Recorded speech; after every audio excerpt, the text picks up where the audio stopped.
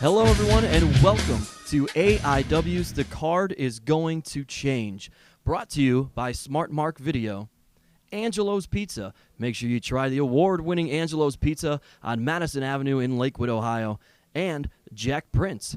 For all your printing, logo, sign, graphic, and apparel needs, check out Jack Prints at jackprints.com. That's JAK Prints.com.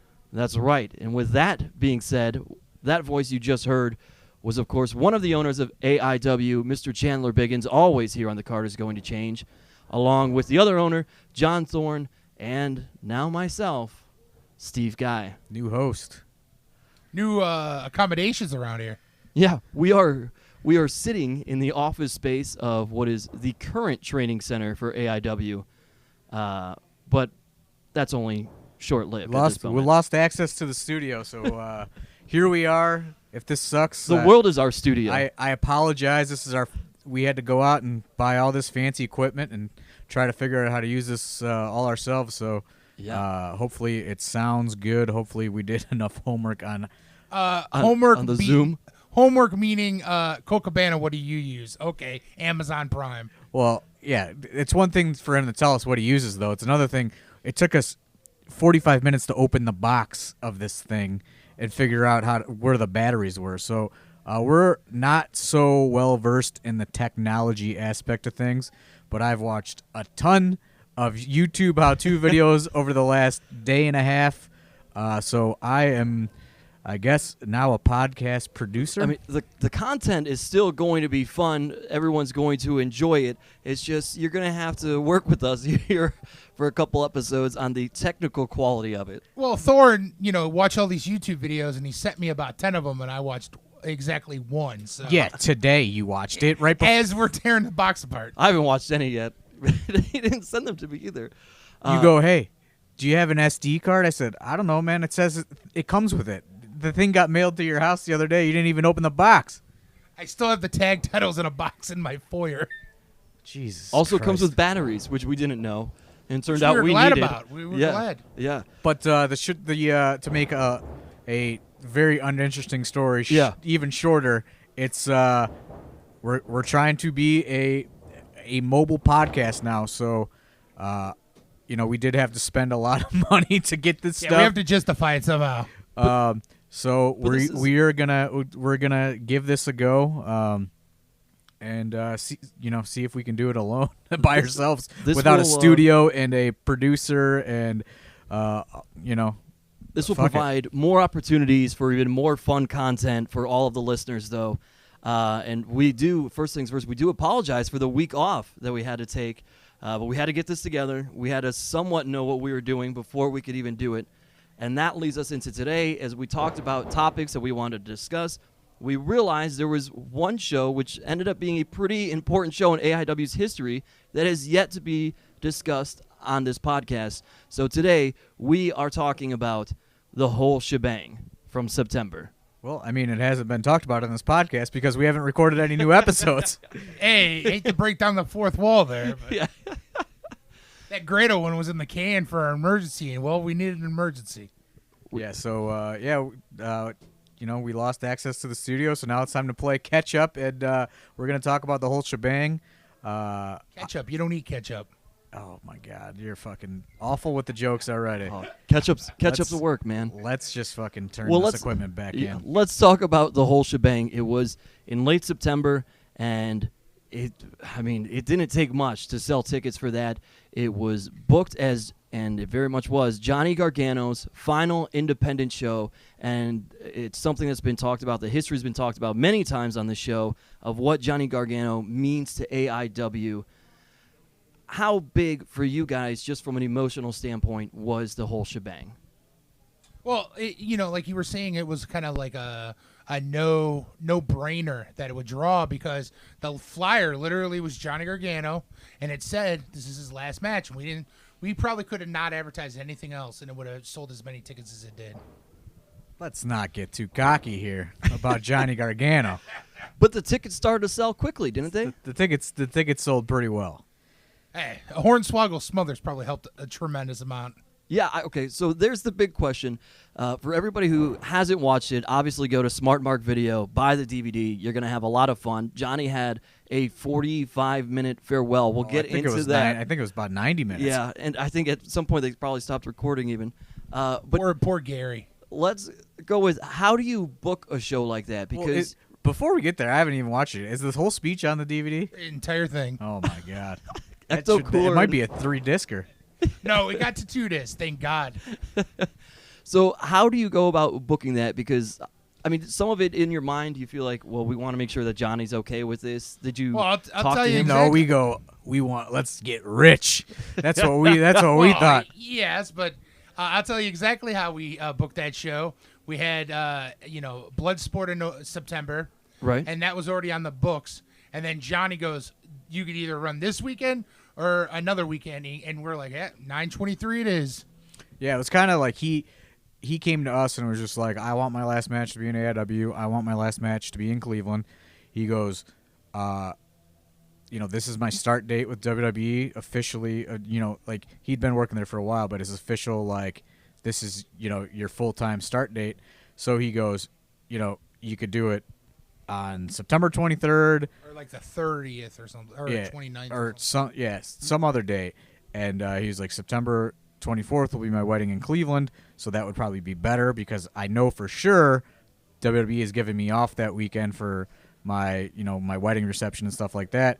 So it's kind of like, it wasn't like, hey, we want to have your last show. It was kind of like, hey, this is the date. Figure it out. pretty much like. And we figured it out. Yeah, we figured it out. I mean, because it's kind of weird.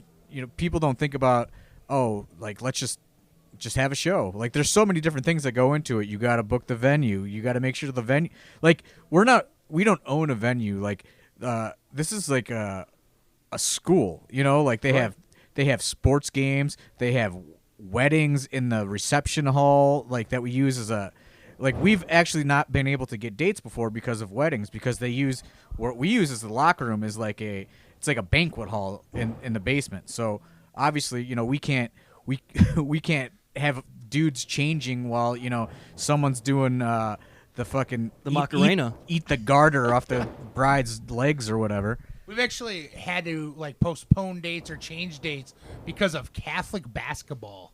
So CYO. Also interesting fact, the AIW locker room is also used as a daycare, and most of the time on show days on Fridays, like BJ Whitmer will roll down there with his bag, and there's like a full-on daycare going on. Parents are very confused when men are loading in an entranceway out of a U-Haul at their daycare. They're also very confused when the Duke rolls in. So let's talk about the matches themselves, because the show was a lot of fun. Can we start out with how the day started? Oh, absolutely. One of our photographers, Ichiban Drunk. Oh my God, I forgot all about this. God. He contacts Thorne at 10 in the morning. He goes, what time are you going to be at the venue? I'm already here. And I go, Speaking of the school and the kids, I go, what? I go, I'm going to be at the venue about 4 p.m.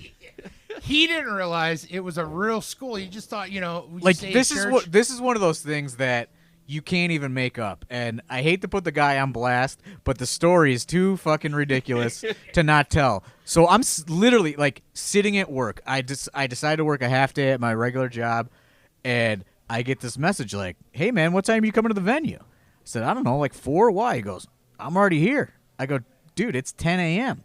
He goes, yeah, like what goes on here, man? There's all these like older people. They keep coming out and looking at me.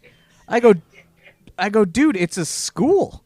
He goes, yeah, no idea. He goes, what do you mean it's a school? I go, what are you doing there? He goes, I'm just trying to sleep in the parking lot. I go, what? He goes, yeah, man, I'm just trying to sleep in this parking lot. Why is everyone so concerned? I go, dude, you're sleeping in the park, like you're an adult man and you're sleeping in the parking lot of an elementary school during school hours. He goes, no joke, this was his response. He goes, what's wrong with an adult dude just trying to take a nap in a van? Yeah, that's what I was gonna say. How about he's got a white unmarked van? Yeah, he has like a Legit. white van, like with cameras everywhere. This is all allegedly, by the way. Allegedly. Allegedly, all this happened. I have to. That's from the Colt Cabana School of Podcasting. In the nearby neighborhood of Ariel Castro Yeah, as well. This is what I respond with. No disrespect to the victims of the Ariel Castro tragedy, but I say, Ichiban drunk. This is Cleveland, man. This is the city where Ariel Castro happened. You better get the fuck out of there because somebody's going to call the cops because you are an adult man. And it's like, it's not like there's cars in the parking lot either. Like, where AIW is like what we use for the parking lot for shows, that's like where the kids go to recess. So essentially this guy is just trying to take a nap in the recess area. With his camera. Sir, can you move your van? We have a game of kickball.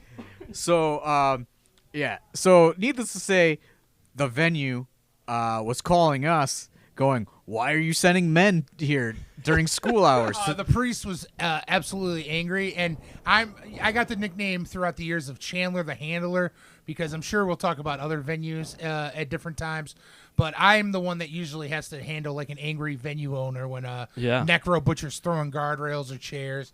So I deal with the Mount Carmel, and the priest called me very angry, and because you were sending people there at 9 a.m., and then he goes, oh, by the way, I forgot there was wrestling here tonight. So thank God that Ichiban Drunk was in the parking lot, because then the priest goes, oh, I forgot to write it down, but I'll switch things around. You guys are good. Yeah, because they had like a spaghetti dinner or something booked. Oh, man. And like, some big like church event. So they had to move it. They have like multiple banquet halls on that property. So they actually had to, like, we almost didn't have a show. So thankfully, the adult man decided to take a nap in the recess area because we could have walked in and they would have had, some fucking pasta cooking up right underneath the basketball hoops, and we would have been out of luck. You set up the ring next to the rigatoni. Johnny Gargano's final swan song in Cleveland would not have happened had Ichiban Drunk. Holy shit, I forgot that not even been happened. in the parking lot. I tried to block that out of my brain. I remember everything. So, all right. So finally we get to the show time when everybody should be arriving. After 4 p.m. Proper time. Oh, that also did require us to send out a alert on our Twitter to fans. Please do not go to the venue before 4 p.m. So talk about the matches, the card itself, how it came about. Did Johnny have a hand in this at all, aside from his match, or was it just you guys being like, what, Johnny we already ran one show. Johnny didn't have a fucking thing to do with it. Did we? Yeah, because a fan tweeted us and was like, oh, Hornswoggle versus Smothers. That's Johnny's booking, right? And it's like, no, Johnny wanted to work Candace. That's about it. That was the end of it. Yeah, that was his end of his involvement. So Hornswoggle, this is another great story. Hornswoggle and Tracy Smothers. Yeah, tell that. Okay, well, how Hornswoggle got booked is, a lot of times, a lot of these guys that are busy, they'll just say like, hey, send me all your dates, and like I'll let you know what I'm available for. So like, it happened to two guys on this show. So we send all the dates to Hornswoggle, Sanjay Dutt, because we want to try to use them as regular as possible. And it just turns out, like it was just on the copy and paste schedule I sent out, and they both go, oh, 9/23, that's the one I can do. And it's like, we're trying to keep this budget pretty low. We're trying to make a profit for once, which is unthinkable. Yeah, we're trying to really, put some general business tactics into play now, going into, what is it, like our 12th year, 11th year? I don't know. I'm real bad at math. It's like our 12th year. Going into 12, yeah. I'm bad at math, so that's probably why we haven't made a profit yet. Yeah. But, so... We can open a podcast box, though. We figured that out. Yeah, fuck.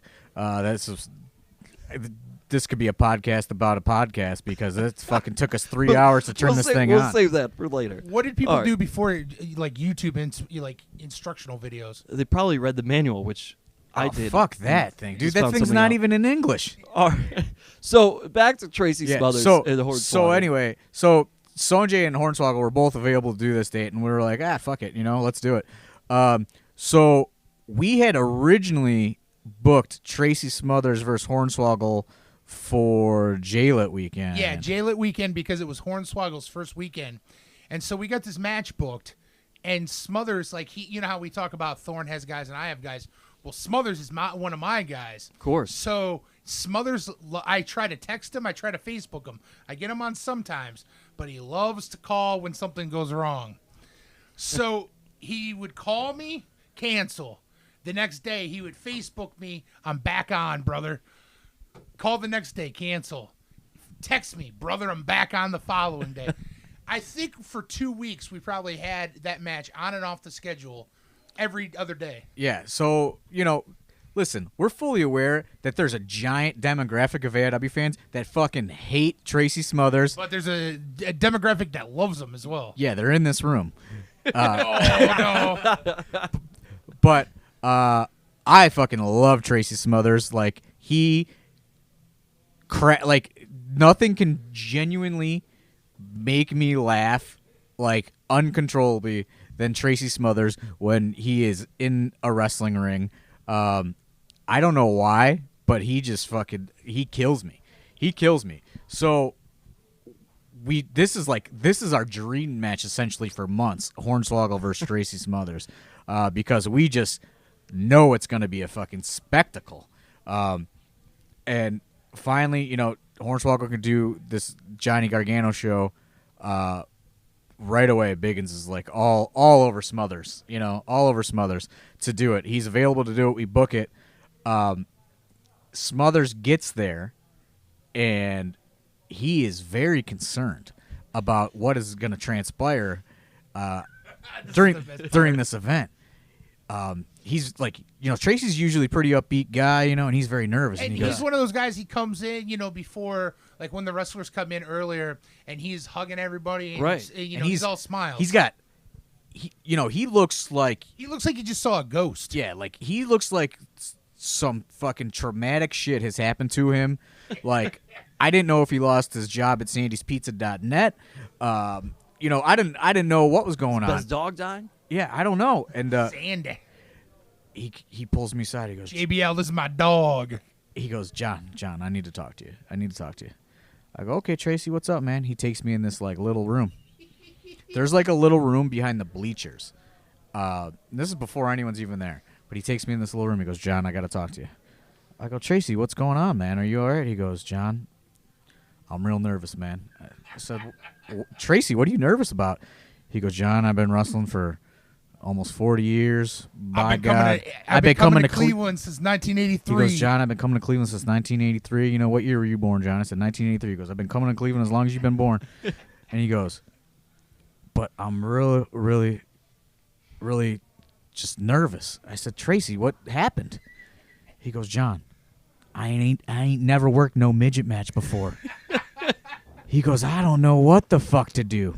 I said, Tracy, what do you think I want you to do? He goes, I know, you guys do these high spots here, and you got all these guys doing these fucking matches, and he goes, I just want to be able to perform for you. And he goes, I have been struggling with this the whole ride up here.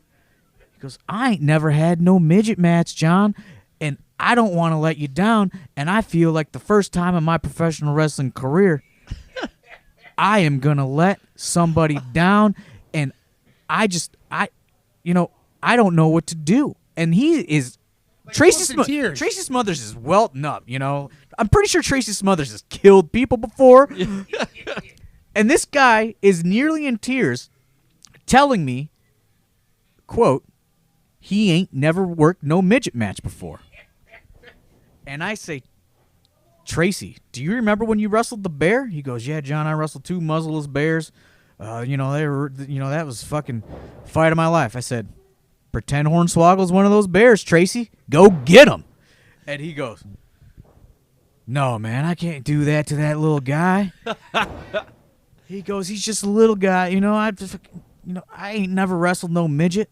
So he's losing his mind. He employs Sonjay Dutt to work as an agent backstage. And Sonjay Dutt has to call the entire match for Tracy. Does that mean we're an affiliate of Global Force now? Global Force Gold, man. That's how we're paying for all this podcast equipment. Well, we've got to give that shout out to the sponsor there. Shout out to Global Force Gold. Seems more financially stable than other companies. Yeah. So Sonjay Dutt has to agent this whole thing. And then he agents it all, whatever. Well, we have a meeting because at Bloodsport there was some miscommunication with some of the talent, and there were 2 low blows. Like there was 18 low blows on that show, to be honest. So, which we hear more about the low blows than we did about the AIW appearance on one Ronda Rousey. Yeah. So internet marks. Oh, okay. Oh. That may or may not be who listens to this. Yikes, Biggins. So you're sounding like Ryback's Snapchat, dude. Hi, this is Mark. So we put in bones after this. We put in. I don't listen to that fucking podcast. We put in a strict no low blows rule into effect. Yeah, I put it size 18 Arial font, italicized with underline on the AIW rule book, on the official AIW rule book, right next to countouts and all that other stuff. So no low blows is now a low blow is now a finable offense in AIW. Finable up to $10,000 of your paydays. So, real businessmen here. Yes. I told you, we're trying to become a real business this year by the end of the year. So this whole match is agented, and Josh Prohibition goes over the new rules before the show starts with all the talent. And they have already agented this match in which there are lots of low blows. Yeah, like 100 of them. Yeah, plenty of low blows. So then I have Sojay Dutt coming up to me, like Tracy Smothers came up to me earlier going, hey, man, I know you guys got this new rule, but is it okay for some low blows for Tracy and Swoggle? I go, I don't give a shit, man. What else are they going to fucking do? He wants to wrestle him like a bear. He wanted to make sure if it was okay to hit a man in the crotch with a 2x4 wrapped in the Confederate flag. Yes. Well, the match ended up all right. Everybody emptied the locker room surrounding the ring. Swoggle danced with Britt Baker in the ring. Of course, it broke down into a dance contest.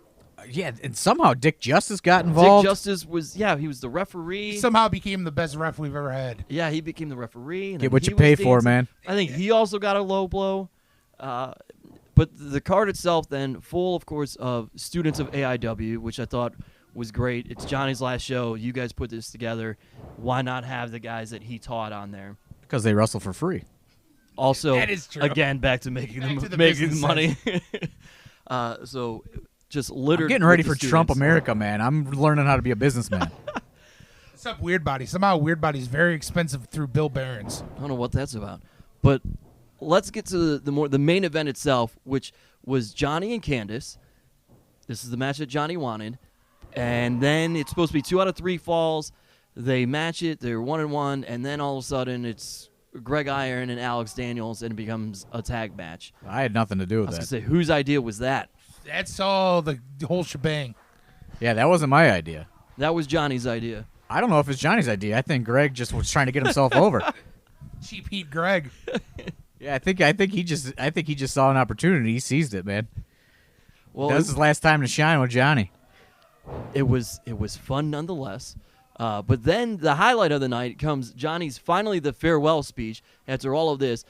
But going into it, Tracy Smothers, of course, talked for as long as he does. You kind of have to up that if it's your final show. And Johnny goes on and talks. Hopefully nobody can hear the screaming in the background. Right now, the loudest training session of all time. Yeah. It's like they know we're recording right now. These fucking kids, man. Killing me. We just bought all this equipment. We can't block these guys out. Biggins, there was I think like a bet going on of whether or not you'd bawl and you'd cry your eyes out at Johnny's last show. I've not cried once over Johnny Gargano since he left. I started getting it got a little misty when we had our last training session with him. But otherwise, I didn't cry at the show. It did not get misty. For me, it did. Yeah, and then you said, get the fuck out of here. That was the last thing you said to him. Yeah, because he turned his back on the DIY efforts of AIW. He's now a corporate shill. You said, get the fuck out of here, you fucking corporate fucking asshole. Yeah, and then Candice canceled all their dates. Because this is what Biggins does, man. When he starts feeling emotional, he lashes out. He gets angry. He lashes out. He tries to hide the feelings inside. I gotta put my emotions in some direction. So he's tearing up, and then he goes full heel turn on Gargano. Last thing he says to him, you may never see him ever again. he goes, "Get the fuck out of here, you fucking asshole! You fucking turned your back on my company." I call them a sellout. So you yell at Johnny Gargano, you call him a sellout, but you're willing to put over an AIW Superfans rap song during the middle of Johnny's last show. I don't remember that happening. Yeah, you don't remember That wasn't my idea. Yeah, it certainly wasn't my idea. I just thought you were gonna play it on the And playlist. Then you I wanted, didn't know you booked. Then you wanted the kid to go in and sing it. I'm stuck with Tracy Smothers all night. Biggins books a full-on rap concert. During intermission, yeah. Well, the song was playing, and then somebody came up with the idea, and they go, "Should he go in the ring and do it live?" And I go, "Okay, that's funny." No. His friend did once try to sue us. Well, he did hop a guardrail. So did this guy. I'm not the one that physically assaulted him, Steve Guy. I have a lawsuit coming. Well, I dropped him with the stunner. Nobody wanted to hear that song another time. It was ridiculous. Some intermission entertainment because Johnny had more shirts to sell. Oh, yeah, that's true. It worked out well. He I sold a forget- lot of T-shirts, limited edition that day. Oh, I think he sold about 100, 200. Probably more, yeah, more than that. He sold quite a bit of T-shirts, which I told him he should have got a lot more of, and he didn't think that he would sell them. Yeah, we kept saying get more, and he only got a standard amount. He plowed through those, that's for sure. He should have put them online too, get that double dip. We even sold out the best of Johnny Gargano DVD that night. Sold 1 million of them. I sent the potato and you around. Yeah. If anybody's going to sell that thing. Okay, so Big time businessmen. I gotta tell this show was so crowded that people could not get up out of their seats and go buy beer at the beginning of the show before we even started. The potato became a beer runner for the front row people around the ring. He went and grabbed their tickets, got them beer, and came back. You gotta and put was that bidding fucking tips. guy to work, man. If he's like idle hands, man. If you don't keep him busy, he's gonna get into some trouble. I I just heard a story that there was a referee fight backstage recently. Tom Dunn and Dave the Potato. It was like Sean and Brett backstage, I guess. Can we tell the story about how in 2007, Tom Dunn, there was a ring crew guy that was running his mouth. So Tom Dunn invited him in the ring, and he starts he's screaming at him. And then the sound technician put on music or something, so we couldn't hear what he was saying. But Tom Dunn, his face just kept getting redder, and then he just started bitch slapping the guy real hard. Tom Dunn is not to be fucked No, with. you don't mess with the Undertaker. One time we had people fighting in the crowd. Tom Dunn ran down the apron, did a leap over the guardrail, and did a Hulk Hogan big boot to one of Thorne's friends. Yeah, AIW bartender Nick Sanka. I was gonna put him on blast, but there you go. All right, when Johnny finally finishes his match, we have this speech. What was going through your guys' I can't believe mind? you weren't more interested in the backstage brawl between Dave the I mean, Potato and I Tom am, Dunn. but I feel like we need to talk about that on a different podcast. Yeah, we're I gonna get. almost wish it would have happened so we could have saw it. We're getting longer on time. Now that we got this mobile setup, man, Yeah. I think we're gonna have We have a Potato and sit-down. Dunn on Yeah, We absolutely. gotta have a face off. the great debate. So let's We got something to tape on Saturdays. Yeah, let's finish talking about the whole shebang, because there were so many facets of this farewell speech, I guess you call it. So many random shenanigans. I will say right before Johnny's match, I got a little emotional. Really? Yes, I was in Gorilla, and his music was playing, and I gave him a hug, and I said, "Thank you for everything, man. I love you." He said, "I love you too, buddy," and that was it. That was a He pretty walked adorable. off into the sunset through the entranceway. He said, "I love you" to you before he said, "I love you" to Greg Iron, Oh, Greg's gonna be pissed about because that. that was later on in that show. Yeah, then in he the also, farewell speech. Then he also dumped a fucking can of pop on Ecto Greg. Cooler. Ecto cooler on it. Whose idea was the Ecto Cooler? That was combined. That was a Thorne and I. collective unit because Gargano was he not a doesn't drinker. drink, Right. so it's like, what do you get a guy that doesn't drink and he's like, likes all this weird pop culture stuff. So Yeah. it's like, And then Greg Iron goes, "That's a dumb idea because he won't drink that because it has sugar in Too it. sugary. Buy sugar-free Monster energy drinks." and I said, Greg, we're trying to be businessmen. What do you think, man?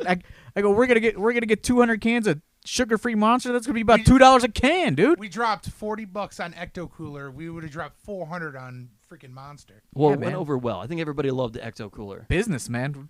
We're trying to be businessmen. Trying to scrape those pennies together. Patreon.com/AI Wrestling. So what's going through your mind when Aaron Bauer's kid gets in the ring? Well, first off, we didn't know Thorne got everybody together to do like the curtain call. Right. And then, we didn't know that Johnny was going to do this tiered speech where he brings out like 2 people at a time. So he brings out his mom, he brings out his stepdad. Yeah. He's like talking about his uncles and aunts and Candace's family. I wish somebody took a picture. Maybe somebody did. The scene in the gorilla position for the curtain call was insane. I mean, it was full. People were going down the stairs into the locker room. It was just a mob of talent and students and Mr. RBI. Family members and Mr. RBI. We'll do a whole episode of Mr. RBI coming up about the who also had a great cameo in this potential farewell speech. Mr. RBI, man, he will be the topic of the guys we thought that were gonna matter that didn't episode of the podcast. Because man, he had a hot run in AIW for a second. Corey Graves' last match sent him packing to WWE. Another guy he said packing. He said Johnny packing. He said Corey Graves packing. Mr. RBI, at one point, Johnny's farewell speech became more about Mr. RBI getting over than Johnny in his own farewell speech. And then while the speech is going on, it's getting very emotional. Mr. RBI does whatever he does.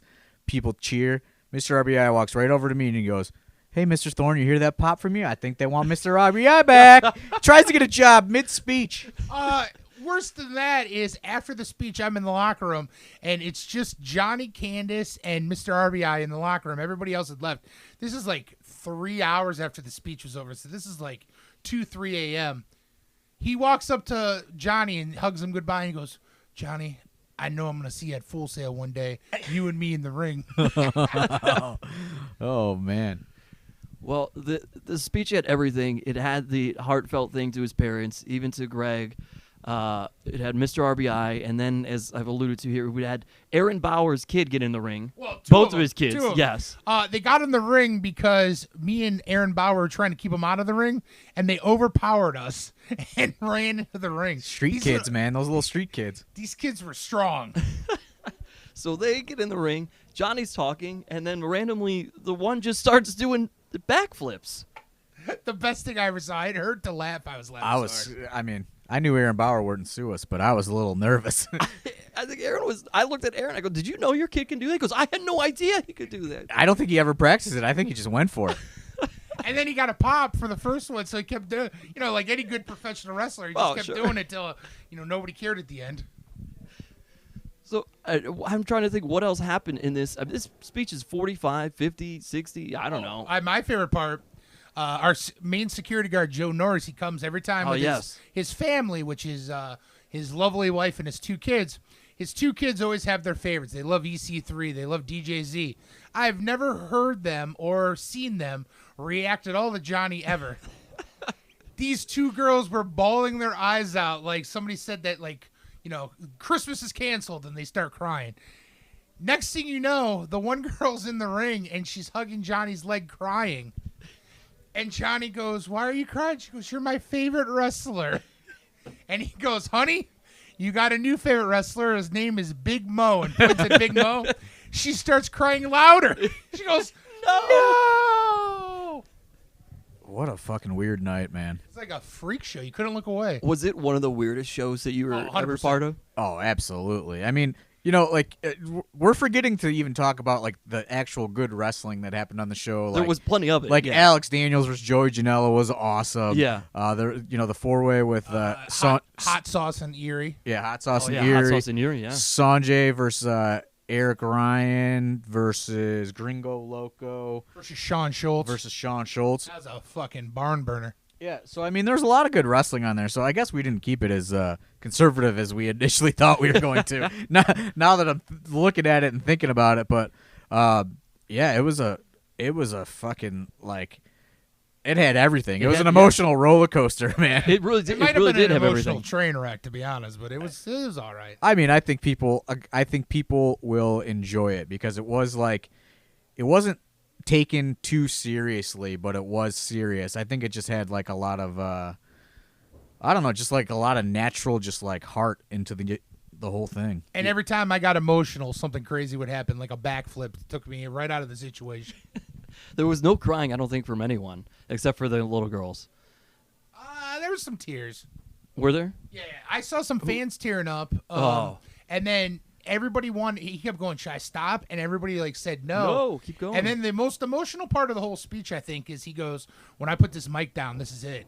Well, Yeah. like he was getting ready to stop, and I like looked at him. I said, "Hey, man," I was like, "When you put it down, it's real." And he was just like, "Yeah." Let's go talk another half hour. Then he Yeah, just that hit then he him. talked more. I was like, once you put it down, it's real, man. It's over. Yeah. And like I think that was like seriously a hard thing for him to grasp. Like, yeah, you're going to the WWE, and that's great, but I think it's still hard to walk away from the independents, and like that. He's not going to be able to just like talk to fans and do all that stuff anymore. So Yeah. I think it was like a real difficult thing to, to close that chapter. And he was moving to Florida and all that stuff. Like once he put that mic down, it was really happening.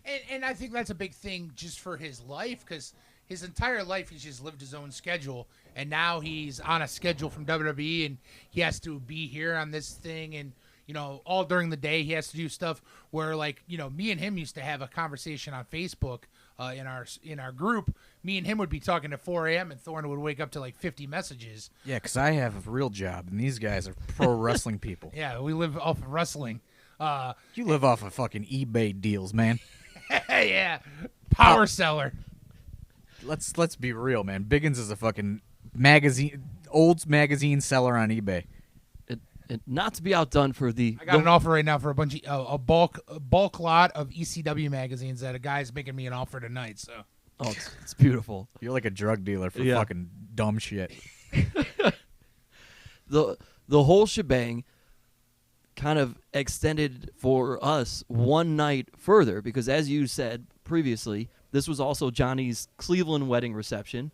And then the very next night, after the show wraps up, there on Saturday night, we attend Johnny's Cleveland wedding reception. You guys were there. That's also why I didn't really get emotional, because I knew I had to put a tie on and go to this guy's see him the wedding the next next day. How day. did Steve Guy get invited the next day? I want to know.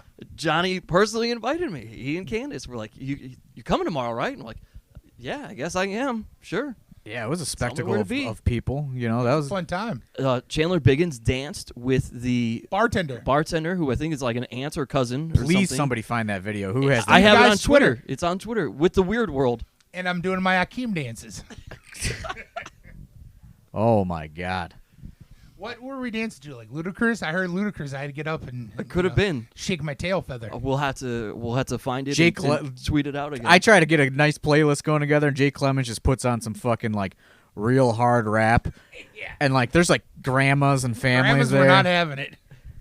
But for you guys, having spent all this time with Johnny, and you talked about before, basically going on vacation with Johnny Gargano, was that kind of like a nice wrap-up weekend, like an awesome thing, because you have this entire night dedicated to him, and then also you have, the wedding, like one of the biggest moments in his life, really two of the biggest moments in his life, and you guys get to take part in that.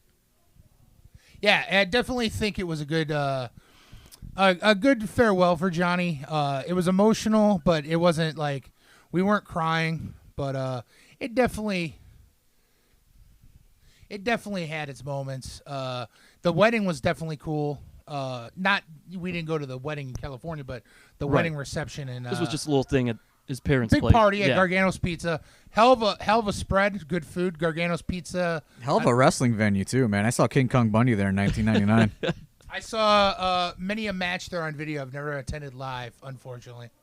One time I was there, and there's just a guy walking around in the crowd, shirtless, with a python wrapped around him. Wasn't a wrestler, just a guy. Just a guy from the neighborhood. Just a guy from the neighborhood. course It's in they a had little. It's in a little sketchy area, but They had a bar and they had a bartender, but Biggins was the only one that had to go into the deli side and ask if he can get a Gargano soda out of the Oh yeah, out 'cause of the cooler. there wasn't any. oh yeah, drink. man, open bar, everybody. Hey, can I get one of those Italian sodas? Well, this is what happened. They were Biggins loves these fucking sugar drinks, man. they had the bar. Boo and boo jugs. No, I haven't drank one of those in years. They had the bar, but they didn't have any non-alcoholic stuff, and I wasn't ready to get down on some Mad Dog, so I walked. They didn't have Mad Dog. There was no Mad What do you Dog. think? It's a fucking 8th grade fucking party in a basement? I don't know. It seemed like it. So I went across. Mad Dog. I went across the thing, and Did I you got. even go to the fucking bar? Yeah, no, I did for the cheese spread and the vegetable tray, but No, the Yeah. open bar was on the other side. I went to the bar. The charcuterie. They Yeah, didn't. the They didn't. charcuterie. They didn't have any fucking Mad Dog 20 there. I don't know. I wasn't looking. So I went across and they had Arizona Mango Madness. I got one of those, and Oh my god. but his dad gave them to Open me. bar. Give me the Mango Madness. His dad gave them to me for free though because he ran out of meatballs. Wow. What a trade. Yeah. Well, I mean, do we miss anything else in Is this there someone entire? trying to break into this window? Somebody's trying to make scary faces at us out the window here. Who is that? There's Venetian blinds. I in the couldn't way. tell who it was. Did we miss anything in the whole shebang weekend that we should note? I mean, Or that pretty much wraps this thing up here. I mean, Worldwide did try to get an orgy going at the end of the night That's at true. the after Yeah, party. Yeah, that was real weird. That got real weird. But other than that, I would say we covered most of it. We missed on the serious matches, but you can watch that on the DVD. That's the whole point. Or MP4 or stream. Yes. Well, that's going to do it here. For the card is going to change, like Chandler Biggins just said, on MP4 or stream it or on DVD. Check out the whole shebang. Now out by Smart Mark Video, who always is a great sponsor of our show. And we also want to thank Angelo's Pizza and Jack Print. Any final words here? I hope people like the new DIY setup. This is what we have to do to keep a podcast going. Yeah, so. hopefully it doesn't sound too awful because I don't know what I'm doing yet. So We'll work on it. it's a work in progress. We'll get the technical sound better. I'm Steve Guy for John Thorne and Chandler Biggins. Join us next time on AIW's The Card is Going to Change. Thanks. I didn't miss that part.